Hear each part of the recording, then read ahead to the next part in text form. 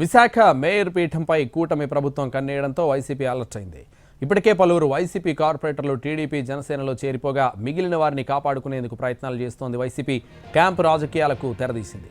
ఇప్పటికే తొలి విడతలో కొంతమంది కార్పొరేటర్లను క్యాంపుకు తరలించిన వైసీపీ మరో 11 మంది వైసీపీ కార్పొరేటర్లు బెంగళూరుకు బయలుదేరారు. కుటుంబ సభ్యులతో కలిసి వెళ్తున్నారు. అవిశ్వాసంలో నెగ్గేందుకు కూటమికి 4 కార్పొరేటర్లు కావాల్సి ఉంటుంది. మొత్తం 64 ఓట్లు వస్తే మేయర్ పీఠం కూటమి వశం కానుంది.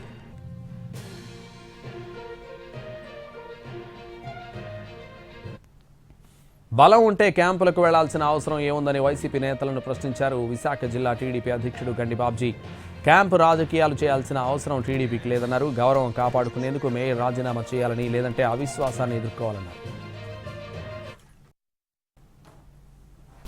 కొట్టేసి లాగేసి క్యాంపులు పెట్టేసి దాచేసి లేదు కదా, ఫ్రీడమ్గా వదిలేస్తున్నాం. మేము ఎక్కడుంటే అక్కడ ఉండొచ్చు, హాయిగా తిరగొచ్చు. మేము అటువంటి క్యాంపు రాజకీయాలు చేసే అవసరం ఇప్పుడు మాకు లేదు. ఎవరో అభిమానం ఉంటే వస్తారు, లేకపోతే లేదు.